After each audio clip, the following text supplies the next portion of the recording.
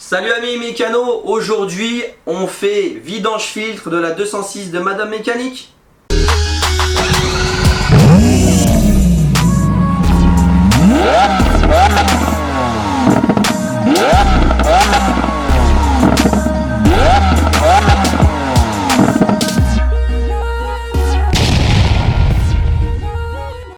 Et oui les amis, on continue dans la lancée, on continue l'entretien de... Et oui les amis, on continue dans la lancée, on fait la vidange plus le filtre à huile de la 206 de Madame Mécanique. Comme vous le savez, je l'ai acheté pas très cher, 1500 €, mais le problème c'est qu'il n'y a zéro suivi. C'est un véhicule qui a stagné pendant près de 3 ans, donc il y a beaucoup de travail, je n'ai aucune trace concernant la dernière révision, donc on va faire la vidange et le filtre à huile. C'est parti.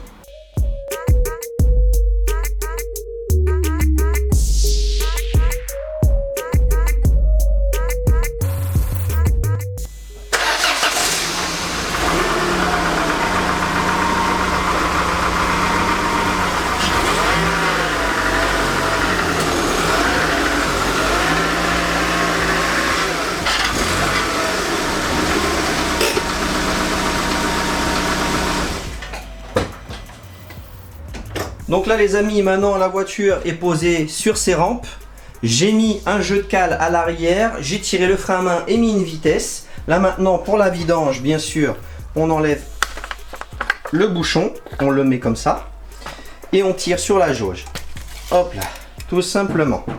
Donc les amis, nous voilà en dessous de la 206. Comme vous pouvez le voir, on a quand même pas mal de passages pour faire la vidange moteur avec les rampes, c'est vraiment top.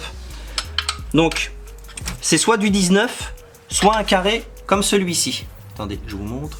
Hop là. Soit un carré comme celui-ci. Hop là. Tac. On va défaire cette cochonnerie.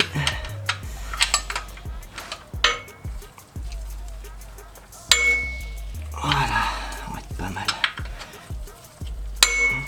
Et puis bien sûr, au moment de la repose de ce fameux bouchon de vidange, je vous donnerai aussi le couple de serrage. Hop là. Comme vous pouvez le voir, l'huile est vraiment dégueulasse. Bien sûr, au préalable, il faudra changer le joint. Donc on se retrouve au-dessus pour changer le filtre à huile.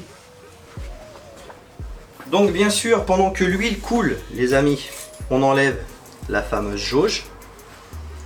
Voilà, on la nettoie correctement. Et puis bien sûr, on va déposer ce fameux filtre à huile.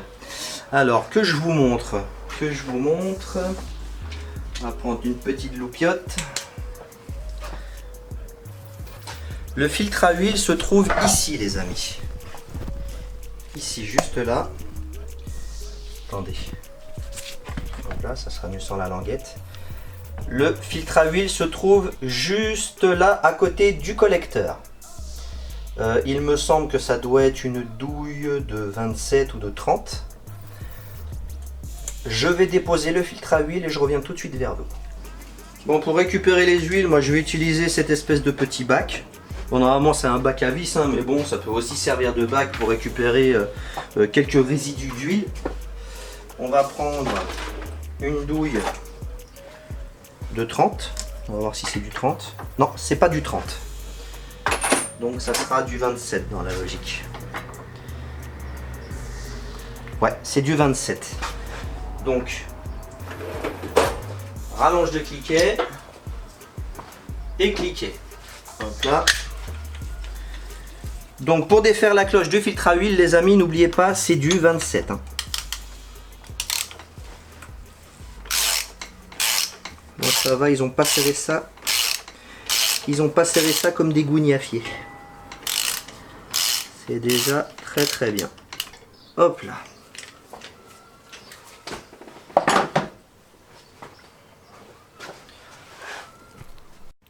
Tout ce que j'espère, c'est que je ne vais pas en foutre partout. Attendez, j'essaye de vous montrer tant bien que mal. Et puis bien sûr, je vous donnerai aussi le couple de serrage de celui-ci. Et merde, ça coule. Et ça coule à côté. Hop là. Voilà, là c'est parfait. On va laisser s'égoutter le gosse.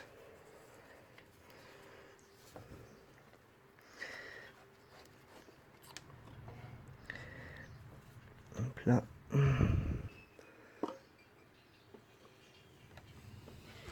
Hop là. Hop là. Voilà.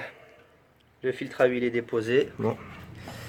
Je l'ai posé dans sa petite galtouze. Comme vous pouvez le voir, dans sa petite gamelle. Là, ça continue de couler. C'est parfait.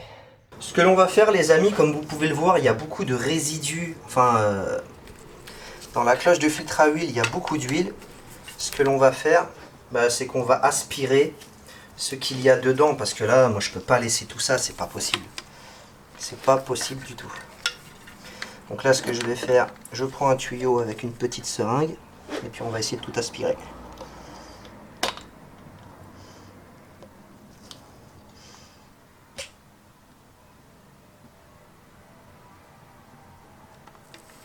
Ça fonctionne pas. Super. Bon, on va essayer autre chose. On va prendre la grosse seringue de boîte.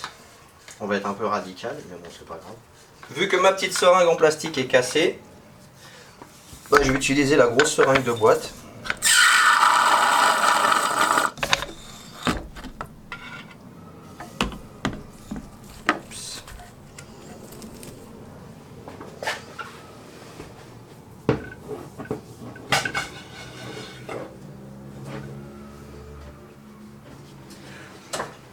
Allez, on continue.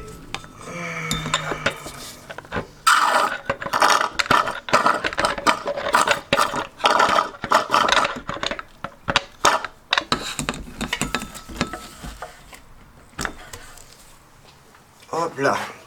Et puis là, maintenant qu'on a enlevé le maximum, et maintenant on va tout finir au chiffon.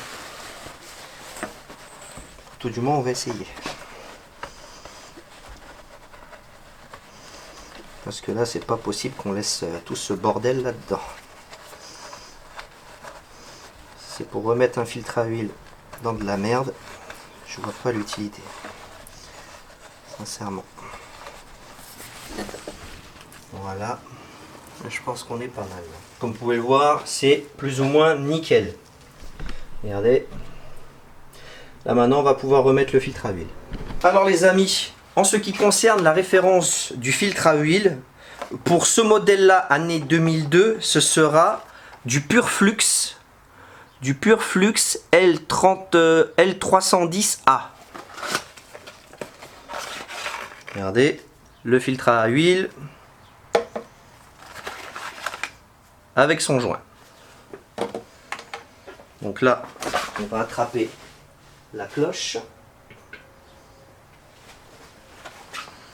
On va attraper la cloche. Oh, la cloche! Ça fait une belle de cloche. Donc, attendez. Nettoyer les didis. Donc les amis, voilà le filtre à huile. Comme vous pouvez le voir, il est vraiment dégueulasse. On va essayer de s'essuyer ça gentiment. Après, on extrait le vieux filtre à huile sans en foutre partout, bien sûr. Ah, il est dur à défaire, le gosse. Voilà, on défait le vieux filtre. Et puis là, maintenant, on va nettoyer la cloche. Alors, tac, on va se mettre ça comme ça. Du nettoyant frein. Là.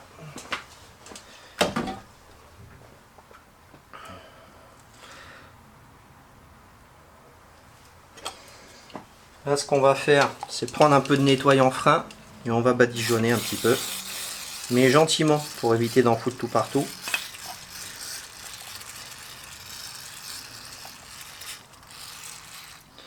Voilà.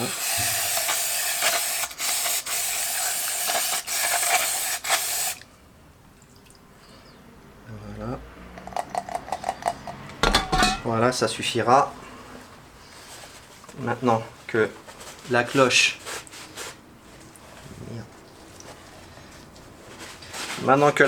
a été dégraissée,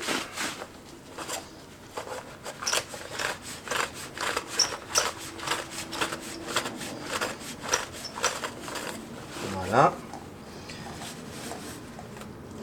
Là maintenant ce que l'on va faire, c'est prendre un petit tournevis plat. Et puis bien sûr, on va extraire le vieux joint torique.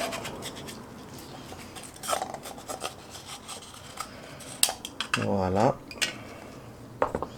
Et bien sûr renettoyer proprement.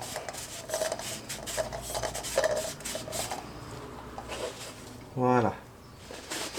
Là ça peut pas être plus nickel. Donc là maintenant, comme vous pouvez le voir, le nouveau filtre à huile, il y a des joints, le joint torique au bout. Donc il y a juste à le renquiller comme ça. Voilà. Et après, vous reprenez le joint torique neuf et vous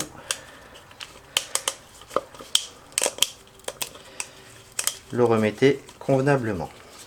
Hop là, dans sa rainure, comme vous pouvez le voir, là, dans sa rainure. Voilà. Donc là, on va prendre, non, là il y a du nettoyant frein dedans, donc ça c'est pas bon, ça on jette.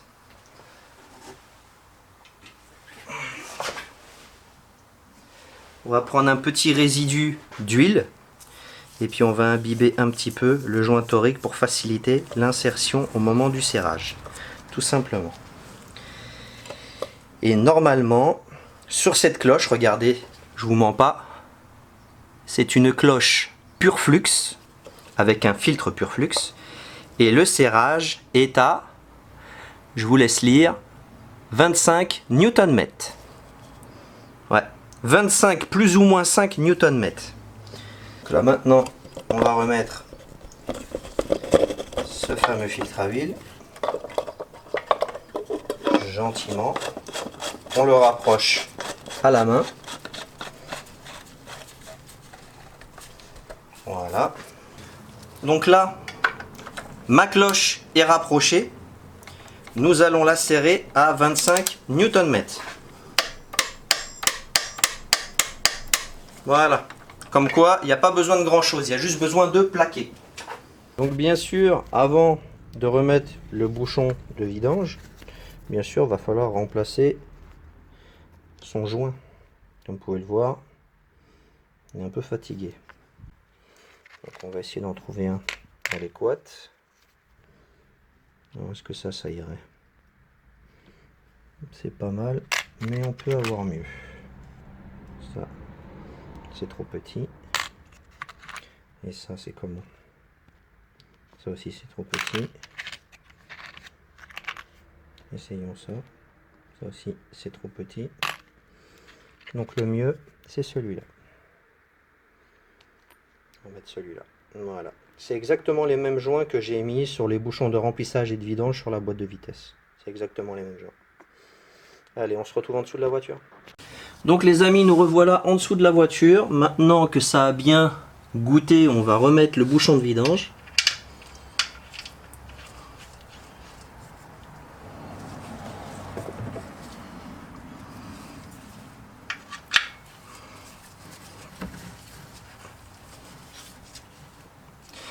J'ai cherché sur la RTA le couple de serrage du bouchon de vidange, mais en vain, je ne l'ai pas trouvé. Une fois qu'il est bien plaqué, je pense, un quart de tour suffira. Voilà, c'est tout. Et après, bien sûr, vous mettez un petit coup de nettoyant frein sur celui-ci et ça sera parfait. On se retrouve au-dessus de la voiture. Alors les amis, maintenant qu'on a remis le bouchon de vidange, bien sûr, on va remettre l'huile. Mais il faut savoir quelle huile mettre et quelle quantité. Alors moi je me suis renseigné sur la RTA, ils préconisent de la CAE, non, de la SAE 5W40. Moi je vais prendre de la quartz, quartz 9000 de chez Total, parce que c'est préconisé aussi par Peugeot Citroën. Et la quantité exacte sera 3,25 litres. On met l'huile, c'est parti.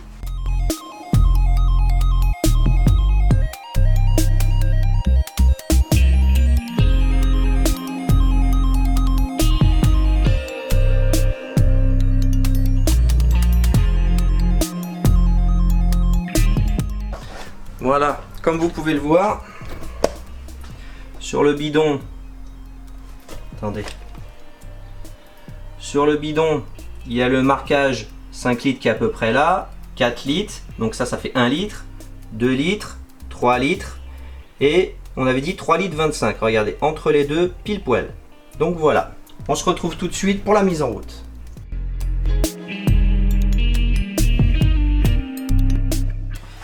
Donc, bien sûr, on tire la jauge.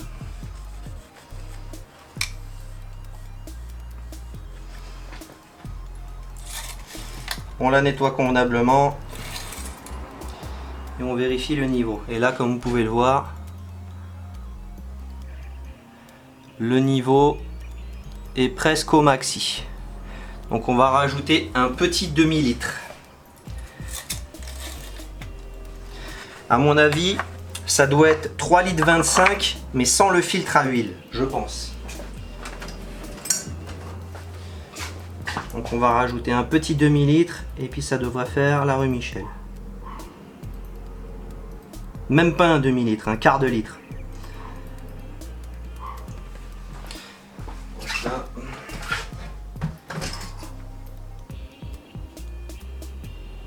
Voilà. Là normalement ça devrait être ok. J'ai fait quoi de la jauge? Ah bah elle est dessus, je suis con. Ah, là on est nickel, regardez. Je sais pas si je vais réussir à faire le focus. Regardez. Là on est pile poil au max. On se revoit tout de suite pour la conclusion. Et voilà les amis, la vidange et le filtre à huile de la 206 est remplacé. Vous avez vu, c'est pas sorcier, je vous ai tout montré dans les moindres détails. Bon, bien sûr, je n'ai pas trouvé le couple de serrage concernant le bouchon de vidange, mais bon, faut pas sortir de Saint-Cyr. Contact, quart de tour, et ça suffira amplement. En ce qui concerne le filtre à huile, vous avez bien vu, c'est 25 Nm. C'est marqué sur la cloche, mais par contre sur la RTA, il préconise 28 Nm. Donc après, c'est à vous de voir. Moi personnellement, je trouve que 25, ça suffit amplement. N'hésitez pas à partager, liker et commenter la vidéo. N'oubliez pas de vous abonner et d'activer la cloche de notification si ce n'est pas encore fait. Dépêche-toi de t'abonner, mon cher ami. Et puis bah, je te dis à très bientôt. Peace and love et paix sur vous, les amis.